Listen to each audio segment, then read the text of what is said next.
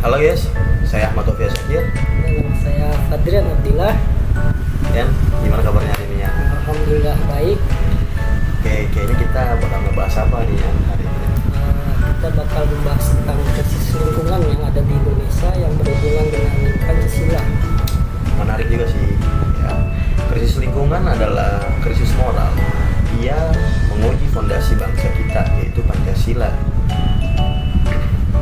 Dan hari ini kita berdua akan membahas atau membedah 3 tingkatan krisis yang ada di Indonesia dan menemukan bagaimana setiap sila yang ada di Pancasila menjadi kunci solusi dengan masalah yang kita akan bahas. Ya. Di tingkat pertama, di tingkat mikro, krisis di rumah kita ini adalah ancaman bagi kita semua karena dimulai dari lingkungan kita sendiri. Ini adalah cerminan dari sila kedua, kemanusiaan yang adil dan beradab. Nah, ketika kita, ya contohnya ya, misalkan ketika kita membuang sampah makanan atau food wasted berlebihan, kita menciptakan ketidakadilan terhadap sumber daya yang ada. Jutaan orang lapar, namun kita membiarkan makanan itu menjadi gas metana perusak atmosfer. Beradab artinya bertanggung jawab. Kemanusiaan menuntut kita mengakhiri pemborosan di dapur. Tingkat meso yang kedua itu adalah krisis di kota dan komunitas. Krisis mikro berakumulasi seperti banjir, polusi, kerusakan lingkungan seperti pengundulan hutan dan juga tanah longsor. Dan kerusakan di sungai di kota-kota ini adalah ujian terhadap sila ketiga, yaitu persatuan Indonesia. Ya, contohnya kayak polusi dan bencana alam adalah musuh persatuan kita. Ia menyerang semua lapisan masyarakat. Siapapun yang merusak lingkungan demi keuntungan pribadi, seperti membuang limbah sembarangan, memilih transportasi. Ya, yang kedua itu ada tingkat krisis tingkat meso. Tingkat ini berada di kota dan komunitas. Krisis mikro ini seperti banjir, polusi, dan kerusakan sungai yang terjadi di kota-kota. Ini adalah ujian di dalam Pancasila, yaitu persatuan Indonesia.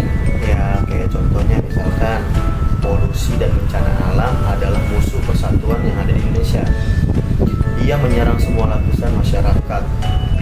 Siapapun yang merusak lingkungan demi keuntungan pribadi, seperti membuang limbah sembarangan, dia buang limbah ke laut, atau dia buang limbah yang susah terurai demi keuntungan pribadi, itu merusak persatuan yang ada di Indonesia. Nah, untuk yang terakhir nih gimana ya? Untuk yang terakhir, keadilan sosial menuntut kita bertanggung jawab bersama kita untuk memastikan setiap warga negara Indonesia hari ini dan masa depan untuk menjaga kebersihan lingkungan kita. Ya, salah ya. Tingkat makro belum ya?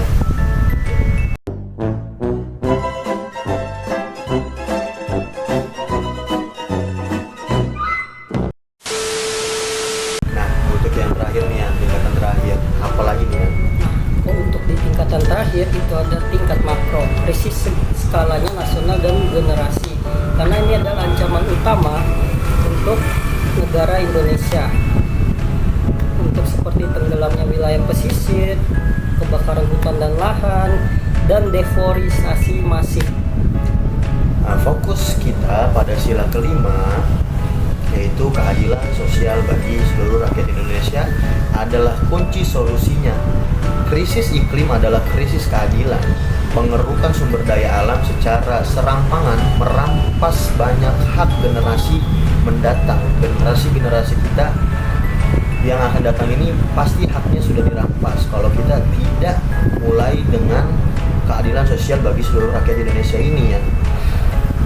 Nah, kalau keadilan sosial menurutmu itu apa sih ya? Kalau kalau menurut saya sendiri, keadilan sosial menuntut kita berjuang untuk keadilan ekologis. Tanggung jawab kita adalah memastikan kelangsungan setiap warga Indonesia hari ini dan di masa depan memiliki akses setara terhadap sumber daya yang dilindungi, terhadap sumber daya alam yang dilindungi dan lingkungan yang bebas bencana. Nah, oke, sekarang saya mau nanya nih ya ke kamu.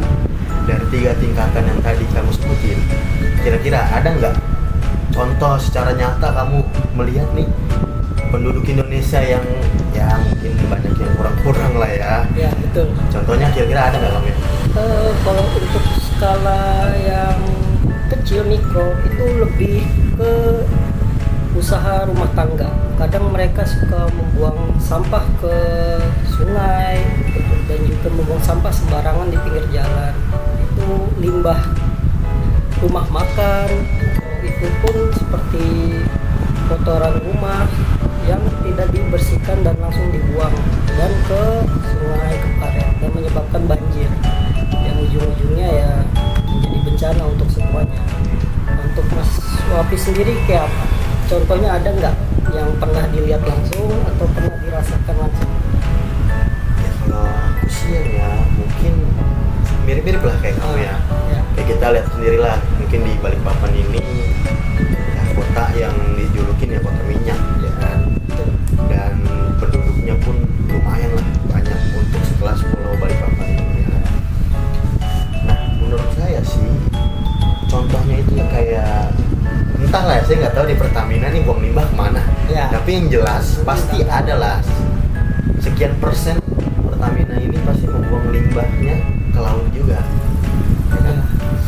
Itu juga itu seperti kasus dulu itu pencemaran minyak yang disebabkan oleh kebocoran pipa itu sekitar 5 tahun yang lalu oleh Pertamina yang menyebabkan daerah pesisir itu terkena, airnya itu menjadi keruh semua, menjadi warna minyak dan baunya tidak sedap. Itu lebih mengerikan lagi karena efeknya berkepanjangan seperti Tapi pas masa itu tuh ya kira-kira harusnya pemerintah tuh melakukan tindakan apa nih bagusnya? betul sekali. Yang pertama harusnya pemerintah dan Pertamina sendiri harusnya membantu membersihkan daerah pesisir dan memberi bantuan, karena pesisir itu bergantung pada air yang ada di laut dan mereka kadang untuk mandi atau untuk mencuci pakaian. Kita nggak bisa mengabaikan hal kayak gitu. Makanya harus pemerintah, kalau tidak ditangani nanti malah menjadi krisis lingkungan, ujung-ujungnya mata pencarian, karena sebagian wilayah pesisir itu menjadi nelayan mereka. Makanya kita harus jaga lingkungan sekitar kita mulai dari tingkat terkecil lah, seperti dari diri kita ya, hingga akhirnya ke seluruh Indonesia. Ya kayak nggak buang sampah sembarangan lah ya, Ya, minimalnya ya. Kalau udah ada tempat sampah nih jangan buang Iya. sampah sembarangan, Bisa disediakan. karena sekecil apapun perbuatan buruk kita pasti mendatangkan bencana. Dan memang balik lagi lah ke diri masing-masing. Cuman kalau memang kita sudah baik, sebisa mungkin sebagai negara yang penuh dengan kesatuan, kita saling merangkul untuk menjaga lingkungan kita, baik lingkungan sekitar maupun lingkungan skala besar, gitu kan? Kira-kira nih yang menurutmu sudah adakah solusi dari pemerintah terhadap krisis lingkungan ya, kayak ya contohlah IKN ya kan? Potong, tebang-tebang pohon, hutan-hutan digundulin. Terus Hasil mungkin ya belum terjadi bencana di sana dan jangan sampai lah ya. Betul sekali. Nah, tapi menurutmu apa solusi pemerintah nih supaya menghindari bencana yang akan datang tentang IKN itu? Untuk IKN sendiri, karena lokasinya sangat jauh terpencil sebetulnya, dengan ditambahnya akses yang sekarang sudah dibuka, sebetulnya pemerintah bisa melakukan reboisasi lagi terhadap hutan yang gundul, walaupun itu hutan industri tetap saja, karena kelama-lamaan juga IKN itu bakal berkembang menjadi kota. Iya benar. Nah, jadi kita harus reboisasi kembali hutan-hutan yang hilang, karena tidak menutup kemungkinan dalam beberapa tahun bisa saja banjir di sana seperti yang sudah terlihat 1 hujan, karena volume air di Kalimantan sendiri itu tinggi sekali, jadi gampang betul banjir kalau di sana itu. kita sebagai anak bangsa sih cukup sedih lah ya, betul dengan sekali. krisis-krisis yang terjadi di lingkungan kita. Padahal dasar Pancasila atau dasar negara kita ini sebetulnya menjadi solusi sih harusnya yang diambil sama pemerintah. Cuman ya kita tetap berdoa lah ya untuk negara Iya, kita, betul. supaya pemerintah juga semakin terbuka dengan krisis lingkungan yang ada di sekitar kita ini. Mereka semakin aware lagi, mikirin solusi-solusi yang bagus lah untuk masyarakatnya. Betul sekali, itu sangat masukan yang bagus dan juga sarannya.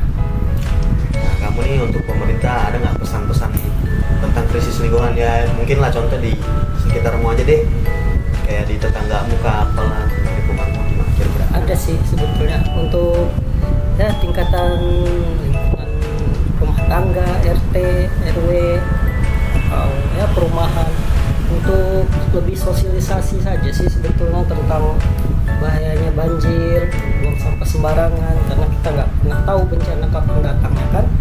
Maka dari itu kok ya lebih rutin lah ikut sosialisasi, karena itu mendatangkan manfaat untuk kita semua. Bagaimana mengelola sampah yang baik, sampahnya dipilah jadi tidak menimbulkan ya sarang penyakit lah, seperti yang kita tahu sekarang banyak sekali penyakit yang berasal dari sampah yang disebabkan lalat dan sebagainya. Betul sekali. Jadi itu Oke lah, mungkin ya tentang krisis lingkungan ini memang bukan masalah tentang rezim presiden ya, tapi Betul. memang ini masalah kita dari dulu yang belum dapat solusi yang tepat. Cuman saran kami sebagai anak muda yang memperhatikan lingkungan sekitar, ya kayaknya memang pemerintah harus mengambil tindakan-tindakan yang tegas, apalagi kalau pencemarannya itu udah skala besar. Kayak tadi saya bilang perusahaan sebut merek ya, Pertamina, padahal itu kan badan usaha milik negara sendiri, Iya, tapi dia nggak betul bisa menghalau limbahnya gitu kan. Itu sangat menyedihkan lah kita sebagai warga negara melihat anak perusahaan punya negara sendiri nggak bisa ngejaga lingkungan, cuman ya betul sekali. mau diapa gitu kan. Iya. Nah, intinya untuk masyarakat semuanya, kita tidak boleh mencontoh hal-hal yang buruk. Kita harus menunjukkan hal-hal yang baik aja. Nah, tadi saya bilang skala kecilnya buang sampah. Ada tempatnya. Oke, mungkin itu aja lah ya. Iya. Obrolan kita hari ini ya tadi. Obrolannya tentang krisis lingkungan. Ya kalau tadi kan dari Rian udah 3 tingkatan udah disebutin kan, udah diingetin juga kan. Yang tadi kalau mikro itu ya jelas skala kecil, kayak sesama tetangga, Betul, satu lingkungan, RT RW, kelurahan, itu mikro. Kalau meso itu tingkatan kota, kayak Penajam ada bupatinya, ya berarti itu tingkatan meso, krisis lingkungan suatu daerah gitu kan. Dan kalau yang makro ini skala besar, satu Indonesia pun merasakan itu. Nah, krisis lingkungan makro ini, inilah seluruh pemerintahan ini harus berkontribusi menanggulangi atau mengurangi bencana yang kita nggak tahu datangnya itu kapan, begitu ya. Iya, betul sekali. Secara terperinci yang dijelaskan Wafi tadi itu adalah 3 tingkatan krisis lingkungannya seputaran di negara kita sendiri lah, di Indonesia, yaitu mikro, meso, makro. Oke guys, Oke. mungkin obrolan kita ngobrolin hari ini Ya. ya sampai di sini dulu lah ya. Nanti the next video kita akan ngebahas hal-hal yang terjadi di sekeliling kita, baik di sekeliling ataupun di negara kita sendiri. Karena kita pemuda, kita harus membuat suatu perubahan untuk generasi-generasi yang akan datang. Oke. See you next time.